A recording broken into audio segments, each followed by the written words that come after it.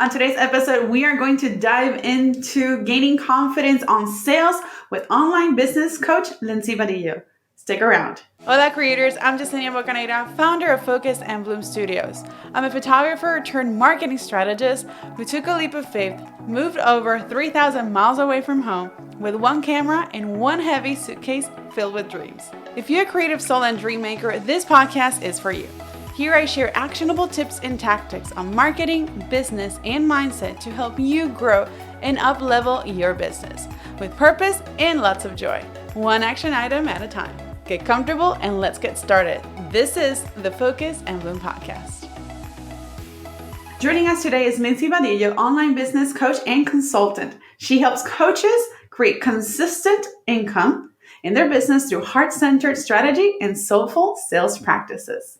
Lindsey, welcome to the Focus and Bloom podcast. How are you? Hi, thank you so much for having me. I am doing great. I'm awesome. We were just chatting before this recording, and I told you I was feeling a little nervous about being interviewed, being on the other end of the mic or the other end of the interview. But I'm doing really well. Thank you so much for having me. I'm super excited for this conversation today. Oh, I'm so glad that you agreed to join me on today's podcast. And like you said, we were able to chat right before this interview. And one of the things that I just loved, I was telling you that I was loving your energy and how you project yourself on social media. So I thought this is perfect. Let me bring her on.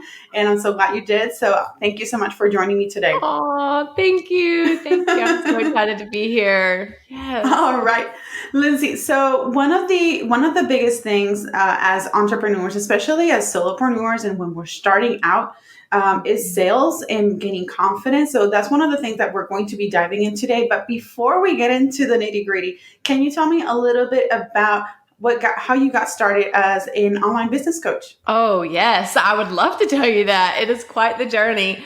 So really, honestly, I started as a first grade teacher. So I was a teacher, and I was a first grade teacher at that. The only business experience that I had was a seasonal ornament shop that I would pop this little shop up in our local mall. And I would sell these personalized ornaments. And so I finished college, went into teaching, and oh my goodness, 3 months into it, I said, there's no way I can do this for the next 30 years. It was I smile about it now and I'm yeah, it was great. It was such a great self-discovery journey. But in that moment, it was such a moment of truth because I was oh my goodness, what am I doing? Right. If there's any teachers that are listening, my heart is with you, it takes so much. So I just remember being a teacher and going to work 10 hours a day pretty much, and coming home, and I have 2 little ones, and just feeling super, just exhausted. I felt like I had exerted all of my energy, all of my my caretaking capacity to the children at school. So then whenever I came home, it was it was the crumbs that were left for my own children. So I was okay, what can I do? Right. I'm a millennial. So what do? I start a blog, right? So I'm going to start a blog and I'm going to have this online business and it's going to be great. So long story short, the blog was very unsuccessful. I did enjoy it though. It was so much fun to just write and express. But I realized, okay, this is not going to create revenue from the beginning so that I can leave my teaching job, right? That was the ultimate goal for me, was to leave my teaching job after that first year. So I actually got to researching, you go on the deep dive on Instagram and on Google and everywhere else. And I came across Marie Forleo's book, Everything is Figure Outable. Have you ever read it? I have not read it. It's in my list. I know which one you're talking about. Okay. This was the first book that was a step-by-step, self-development book for me. And I read that thing it was a coaching program in itself, or it was my self-development Bible, basically. I had my journal out every afternoon. I'm going through this book, figuring out what am I doing with my life? And that was really the first step that I realized, okay, my ultimate goal is to help people, right? I knew since I was a little girl, I wanted to help people. It was what led me to be a teacher, in this field of service. So I was okay, I can help people and I can teach people what I know, right? So this coaching industry is kind of coming up. So I I ended up going into coaching as a relationship and intimacy coach, which is like, it sounds like it's so opposite as to what I do right now. And this is prior to like COVID lockdown. It's prior to, the craziness that happened last year, but just by a few months, might I add, but it is before all of that. So what craziness are you talking about? I don't know what you're talking about. What? Yeah, exactly. It's like the normal thing now. What do you mean? Yeah. So I got into relationship coaching, and it was the most fulfilling thing I had ever done. And so it really was like confirmation that I was making the right move to leave my teaching job, as bittersweet as it was, but to go into business for myself. So I ended up putting in telling my boss that I wouldn't be renewing my contract. I put in my resignation letter. That's the word I was looking for. My resignation letter. I let her know I wouldn't be renewing after this year. I was going to go full time in my coaching. And at this time it was relationship coaching. I had been working with clients and really building my business up in like the few hours I had after teaching every day. And this was going good. It was going great. Well, then COVID happens, right? And the world goes crazy. And all the teachers get sent home. We're like, okay, we don't know how long we're going to be out of school. So we're like teaching virtually. I'm running my business on the side. My kids are home with me, which was that was a different experience in itself. So I'm running my relationship coaching business and teaching. And then it was like, it was right in the beginning of the lockdown, whenever everyone's at home. And I just remember speaking to so many of my coach friends, women that I had met, like building my business, and just other women that I had met in like masterminds that I was a part of. And they were like, Lindsey, like, what are you doing? Like, how are you continuing to run your business whenever like people don't want to buy right now? Like the economy was going down, the stock market like plummeted, like things were I just remember it being so volatile. Like we just didn't really know what would happen, the next day. And so I like to say like business coaching sort of fell into my lap. And it was such a beautiful transition though, because I realized that at the core of your business, it is relationships, right? Like it is relationship building. So what I do now in helping women, build their businesses with, heart-centered strategy and just like it really coming from a place of soul rather than like need. I like to say that like that it is the best of both worlds. Like it is the business and it is the fun and the making money and like coaching women to do that. But it's also building relationships. It's also nurturing your audience, nurturing your clients, nurturing those people that are coming to you for a service. So that is my take on it. It may not fit everyone, right? Like I have met some people that are like, no, like it's very much a numbers game and you have to follow the numbers and follow the data. And it's like, yeah, sure, to an extent, but a lot of it, and especially as like intuitive creatures, like as women, right? We are very much heart driven. And we very much operate from emotion. So for us, like we have to like lean into flow, right? For it to feel good. Otherwise, like we are going to have so much resistance in what we're doing. We're going to feel so much pushback when we go to name our prices, whenever it goes to reaching out to potential clients or doing anything on like the business side, quote unquote. I'm making air quotes over here if y'all can't see me. But we have to like infuse the two, right? So that's why I like to say that it's really the best of both worlds, because I teach women how to do that, how to make it feel really, really good in what you're doing. Like you feel good as a business owner, as a light worker, like as a service provider, as all of the above. You just feel really good in what you're doing, and your clients get really, really massive results from that. So win-win. I love it. I just feel like doing a massive high five right now. I love what you're saying. Yes. I love it because, there is so much to put behind growing your business that, you have to just do it from within, from your heart, from what you feel that is yours to do, because why are you even doing it otherwise? We could, for that matter, we can just go ahead and get a 9-to-5 job and done. Exactly. Yep. Oh my gosh, I'm feeling this interview so much. So, okay, you're talking about heart-centered business model. So, what does in the practice? Can you dive in a little bit into what that is and what that looks like? Yes. Oh my goodness. So like from the beginning, like your business to build really a sustainable business, and like bear with me here, I'm going to go back and forth between like very like business language and then also like very soulful language, and we're going to make them one. All right. So to build a very like sustainable business, and something that's going to last, right? That has longevity. So you're not just making like, oh, the big bucks in the beginning. And then once the hype wears off, then it like fades out. So to create consistent income and sustainability, you have to have a strong foundation, right? It's everything, like building it from the ground up with a very, very strong foundation. And that's going to come from those relationships, right? That's going to come from you. And like you mentioned in the beginning of the interview, having confidence around sales. And here's like where we get tricked up sometimes, is that we think that the confidence will come when we hit our first X amount of money per month, right? Or when we land the next client, that will give us the confidence, right? So like the key to having that strong foundation is to like almost decide, it's like snap of the fingers, like deciding that like I have the confidence already. Like the confidence is here. I'm ready. And then going forward, right? Like you having the confidence, you deciding like an overnight decision almost that like, this is my fate. I will be successful. And this is just the way it is, right? Like everything else will fall in line after that. Like that is the very, very, very core of it.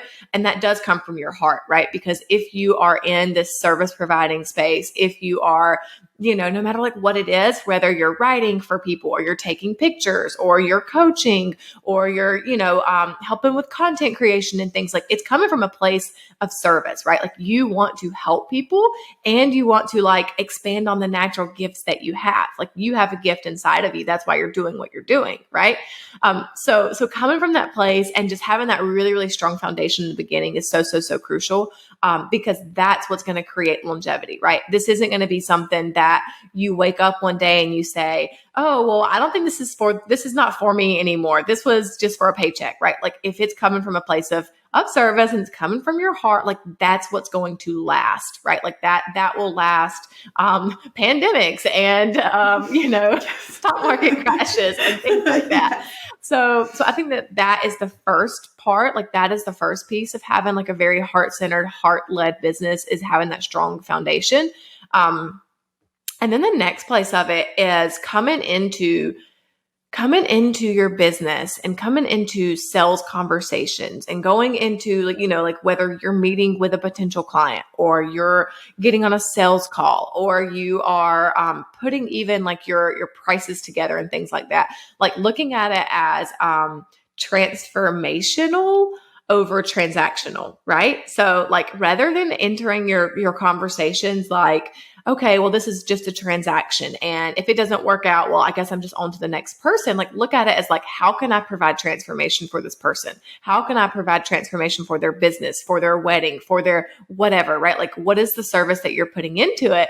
And then that's going to make you feel so much better about what you're doing, rather than like, I like to say like slapping a price tag or slapping a dollar sign on someone's forehead. Like that's what we don't want to do, right? Like we don't want to go into conversations or, places where your clients could be, and then you're just putting a dollar sign on everyone's forehead. Like that is what makes you feel salesy, right? Like that is how you start to feel yucky and you have all those gross feelings coming up. And yeah, like you want to look at it as like, what is the transformation that I can provide, right? And that's going to make you feel. So once you are confident, then you look at it as transformation, like you're providing transformation.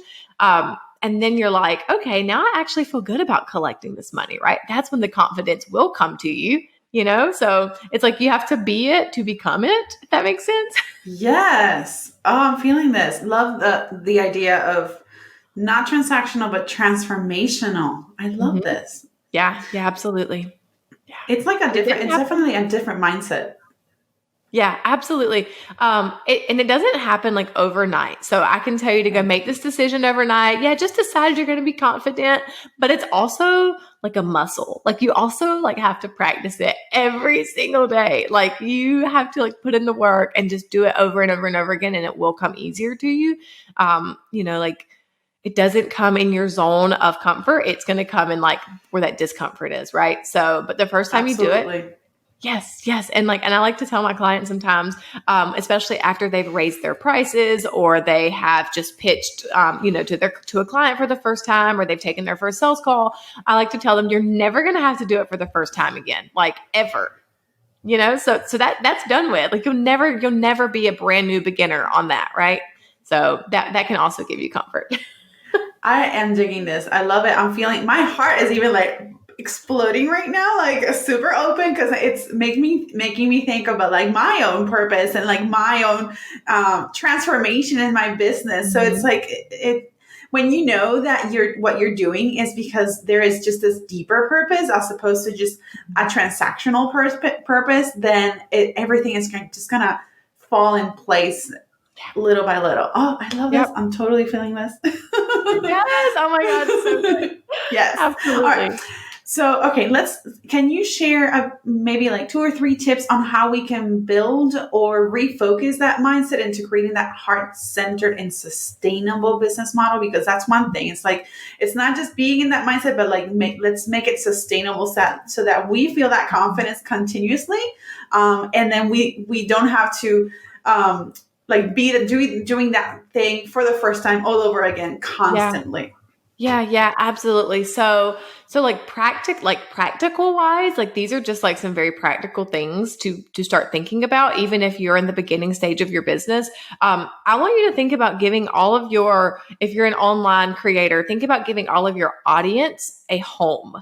So sometimes we get so wrapped up in this is the perfect package, or this is the only way that I can do my business. This is the only way that I can provide transformation or service. I want you to start thinking about, how can I provide all of my audience a home, right? So for example, if you are say you're a social media manager and you have this one like really high ticket package, and this package is, maybe a $2,000 package. Well, honestly, not every person can afford that, right? Or they're not ready for that level of service yet. So if you can't serve them at that level, well, where can you serve them, right? Like what would be a win-win for both of you that you can serve them in the meantime until they're ready to get there. So maybe it would look like a done for you package put together, or that would be at like a lower ticket. So even in the beginning stages, and just like my process is, I teach my clients to create a flagship offer. So for example, this would be your high ticket package. This would be like the good. This is like the works. This is like your deluxe package, right?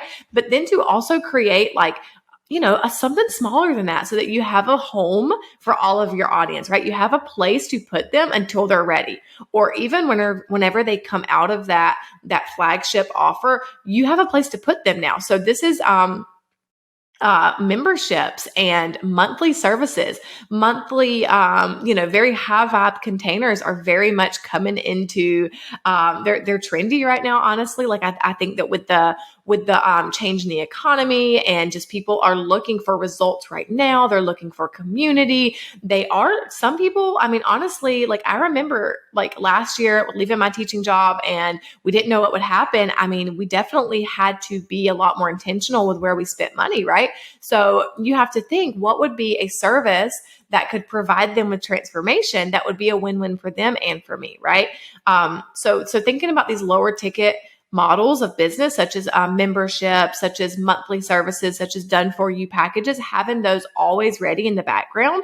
So it's something that you always have like in your back pocket, right? So this is just like a very practical thing. This is very much like, okay, this is the strategy piece of it, to go ahead and start thinking about in the beginning of your business. And this can be something so simple. Like you don't have to make anything extravagant or like go crazy with it. Like it's almost something that comes second, like second nature to you, because it is your zone of genius, right? So if you're thinking, what is something that like comes really, really easy to me that I could just kind of whip out really quick, like something that I know that comes very easily to me, but to someone else, they would have no idea, or like they really need this. Like Yesenia, I'm thinking about for you, like if you are in photography and you probably know about like Lightroom or Photoshop and things like that, right? Okay, well, I have no idea how to work those things. So I'm like a very like smaller package or like something like that would be like presets, like presets packages sold and ready to go in your back pocket, right? So, so if a client doesn't necessarily want you to do their photography, they don't want you to do their pictures, well then look, in your back pocket, you have this presets package. Here you go. You can do your own photos and you can slap these filters on it, right? So that's just an example of the practical way. What do you think about that? I'm totally feeling it. And, I'm going to piggyback on that preset example. Like, you have people that can't afford and also going to go specifically on the photography side. You have people that are following you but can't afford your services for whatever reason, but then they like your style. So having those presets, that's a really great way to a segue to start working with them. And then, hey, maybe later on those clients can then go into that higher ticket item, which could be a complete session or anything like that. So it's not like closing doors, it's actually opening opportunities to work with them in a variety of ways within that home, like you're mentioning, which I love. Home is where the heart is. I love it. Oh my God, that's so true. I've never put that together. Yes, oh, I love it. Home is where the heart is. I love this. I love this. This is so great. Yes. Okay.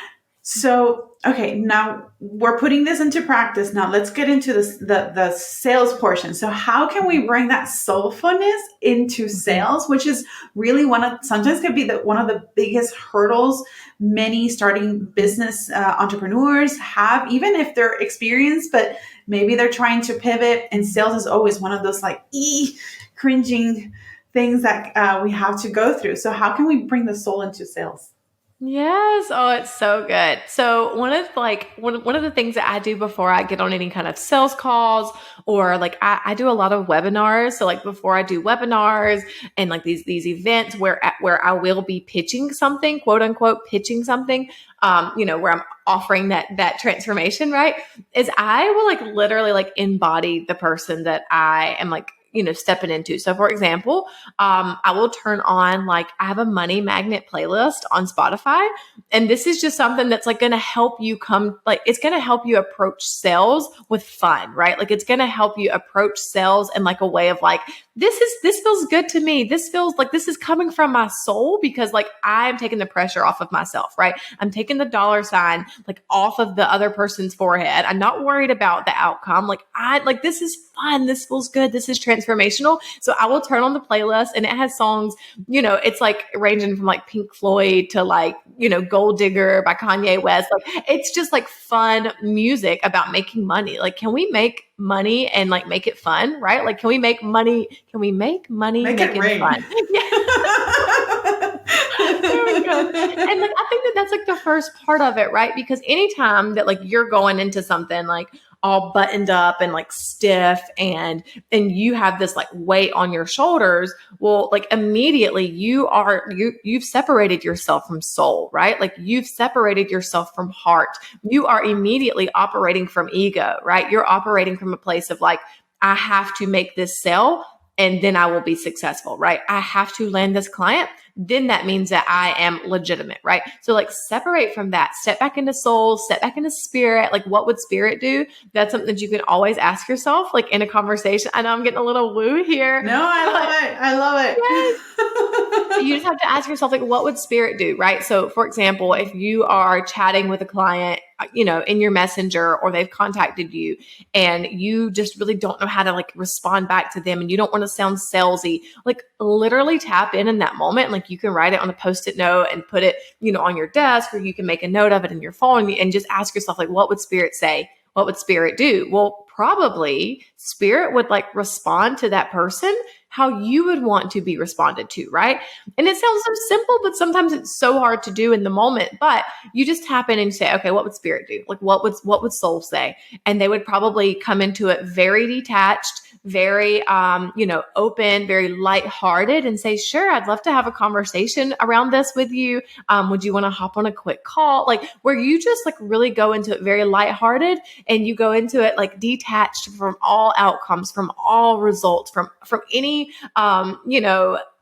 any of the whatever lies on the other side, right? Any of the outcomes that are on the other side, you're so detached from it because you know that like you're operating from your soul, right? You're operating from a place of lightness. You've left the ego. Like we love our ego because it just wants what's best for us, right? Like good, thank you, ego. But we're going to operate from soul, right? We're operating from a place of love. We're operating from our heart. And just like knowing that. So one, like having fun with money, having fun with that music, embodying that free spirit around music or around money, whether it's dancing or going on a walk or a jog or whatever, while listening to those songs and just having fun. And then also coming into all of your conversations, any of your events, anything like that, totally detached from the outcome. And it sounds so simple, but I promise it will change things for you. It will change like your entire energy that you have around sales, around asking for money or for claiming your prices. It will change all of it for you. So anyone listening, y'all give it a try and then reach back out to us and let us know how it goes. I am feeling this so much. And like an example for photographers is, when they're starting out, one of their main goals is to one, get work on their portfolio, and two, start getting clients in the door, But sometimes with that comes the idea of we're going to undersell our services because we just want clients. But then they're taking a whole bunch of type of clients like weddings and newborns and fashion and everything and portraits. It's like, okay, what are you actually specializing in? Like where does your heart, how do you feel when you go into each of those sessions? Do you feel like you're working or do you feel like you're actually having fun? That was actually a very, very interesting thing for me because when I first started photography, I was really into fashion photography and portraiture. And when somebody would say, would you want to photograph a wedding? I'm like, no. No. The thought of it makes me feel like I'm working. But then it wasn't until later that I was already in a very established relationship. We were actually engaged. And then I said, I'm curious and I want to go into weddings. It took me 2 weeks to meditate on that, to actually start and marketing myself with that. But then when I went into working weddings, even if it's like an 8-hour day, I felt so great because I am part of they're trusting me with these important moments. I mean, it's their wedding.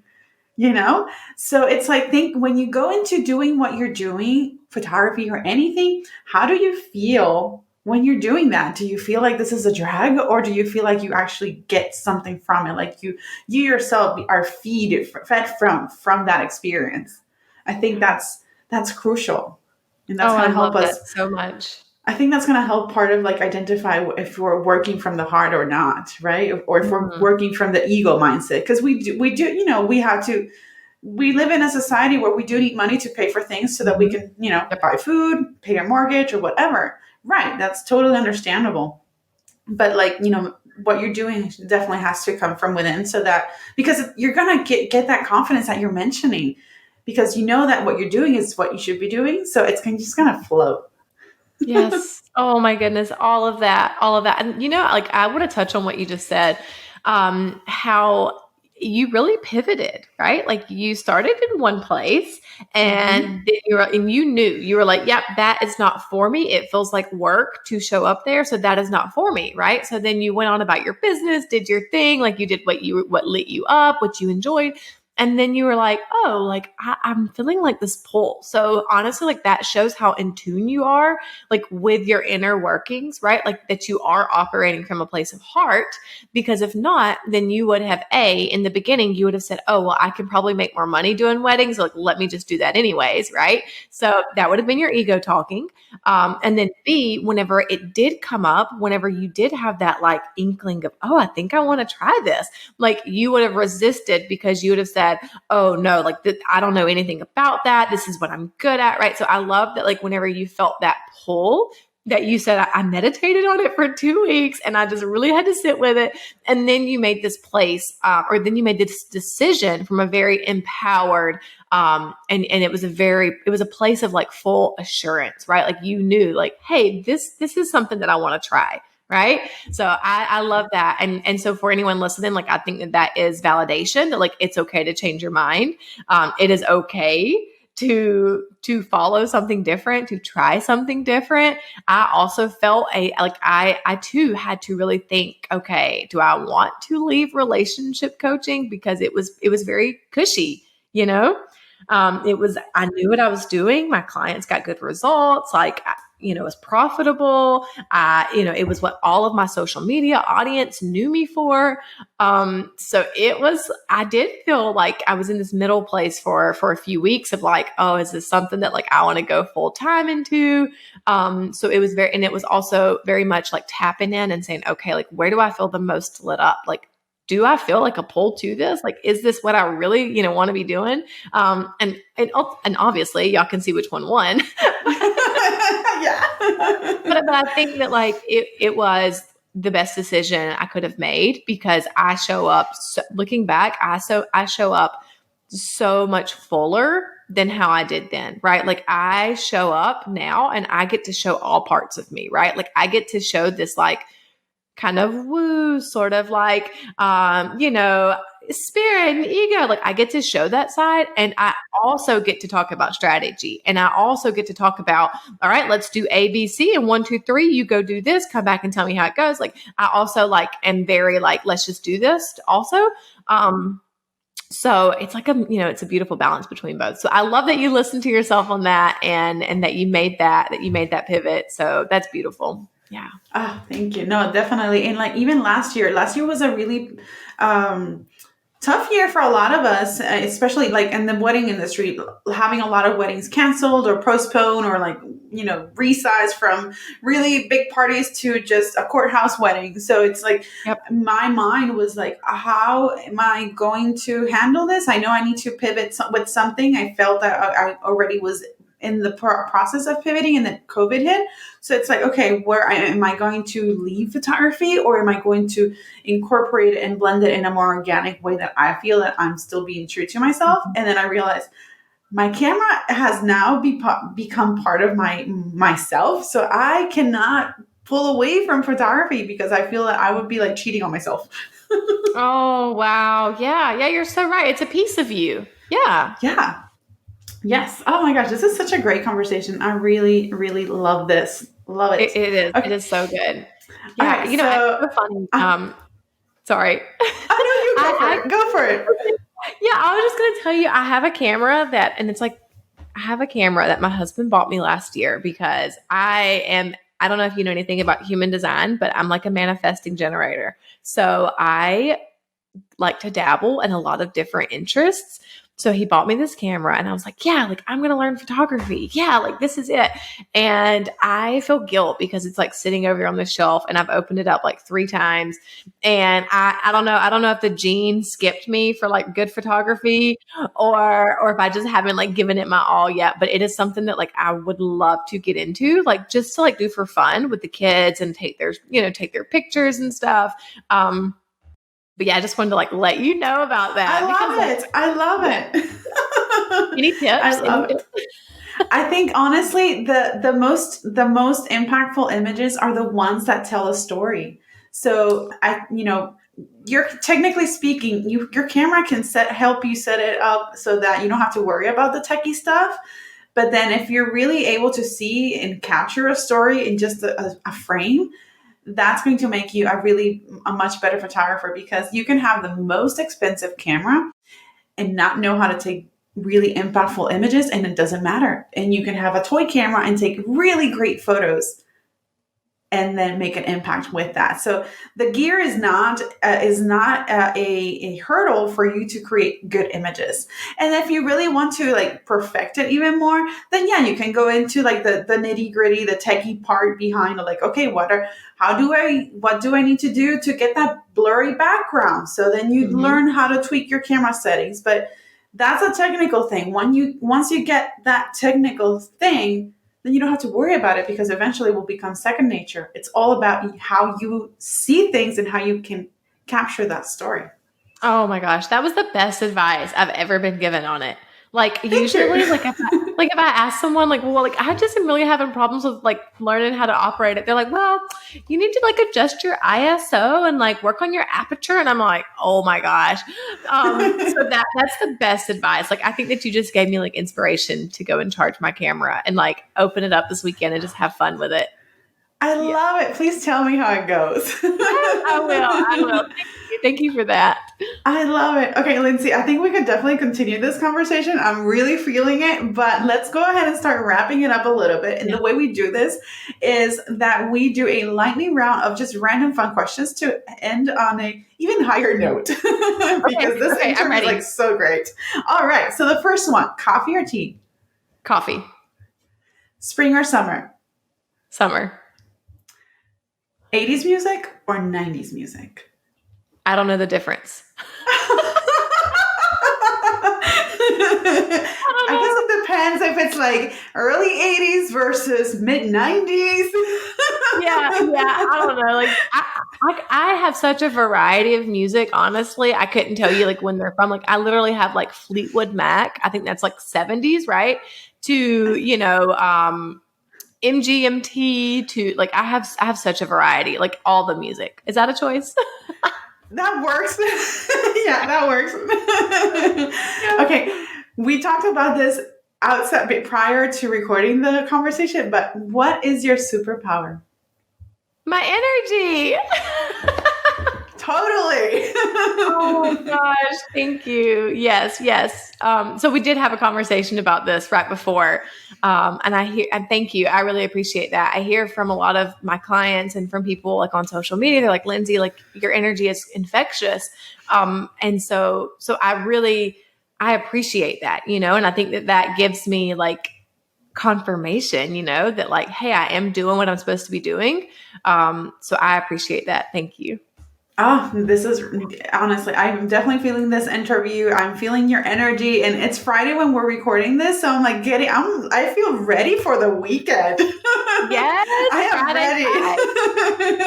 I love it. And last but not least, where can people find you online? Oh, okay. Such an amazing question. So like y'all, Instagram is like the place. Like I tried to do Facebook and I've tried to do all the other places, but like the gram is where it happens. So y'all can find me on Instagram. I'm at Lindsey R. Badillo is what it looks like. It's actually pronounced Badillo. It's LindseyRBadillo. So come find me there. I have lots of fun and you can come hang out with me on stories and just come chat with me. I would love to hear what kind of business you're working on, what you're doing in the world, what your gift is, what is your superpower. So y'all come connect. I'd love to chat. Lindsey, oh, this is so great. Lindsey, thank you so very much for being part of the Focus and Bloom podcast. I hope everybody feels empowered, and I hope everybody's feeling their heart like just about to burst with inspiration and just this urge to like get going and doing what you know is yours to do. Lindsey, again, thank you so very much. And everybody, thank you so much for listening. You can definitely tune into the Focus and Bloom podcast on iTunes, Spotify, Stitcher, and you can also check out today's show notes at focusandbloomstudios.com/show notes. Thanks so very much, and I'll see you next time. Take care.